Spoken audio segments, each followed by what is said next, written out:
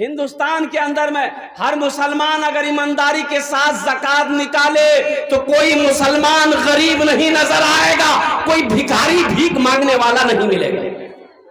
ہم نکالتے ہی نہیں، جتنا نکالنا چاہیے ہم کہاں نکال رہے ہیں؟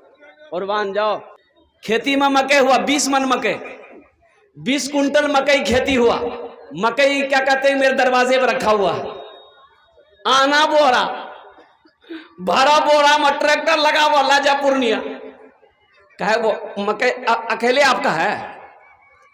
ارے وہ مکئی میں کسی اور کا حصہ ہے کہ نہیں ہے؟ ارے بولو نہیں ہو کیا کرو مکھیا صاحب کرو،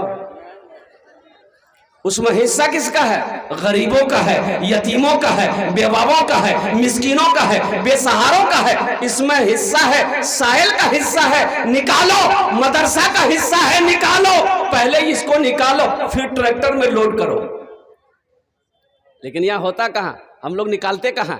اگر ہم لوگ نکالتے تو ہمارے مدرسوں کی یہ حالت ہوتا، آج ہمارے مدرسوں کئی منزلہ نظر آتا، آج غریب بھیک مانگنے والا نہیں ملتا۔ موسیٰ علیہ السلام نے قارون سے کہا تھا، قارون اللہ کا حکم آ گیا ہے، میرے رب نے اعلان فرمایا موسیٰ قارون سے کہو اپنے مال سے زکوٰۃ نکالے، اپنے مال سے زکوٰۃ نکالے، میرے راستے میں اپنے مال کا یہ جو 4/4 میں سے ایک حصہ میرے راستے میں خرچ کرے۔ تو موسیٰ علیہ السلام نے قارون کو بولا کہ سنو یہ اپنے مال میں سے نکالو، اللہ کا حکم ہے۔ تو قارون بولا کہ اب تمہاری نظر میرے مال پر آ گئی، تم اللہ کا بہانہ تلاش کر رہے ہو۔ قربان جاؤ، اللہ کا جب عذاب آیا تو اب تک قارون زمین کے اندر میں دھس رہا ہے، اس کا مال بھی دھس رہا ہے، کب تک دھستا رہے گا؟ تو علماء فرماتے ہیں کہ قیامت تک قارون زمین کے اندر میں دھستا رہے گا، ابھی بھی دھس رہا ہے، اس کا مال اور قارون بھی چلا جا رہا ہے۔ کہاں تک؟ جب تک قیامت قائم نہیں ہوگی قارون زمین کے تہ تک جاتا رہے گا۔ کہاں تک جائے گا؟ اللہ کہاں تک لے جائے گا کہنا مشکل ہے۔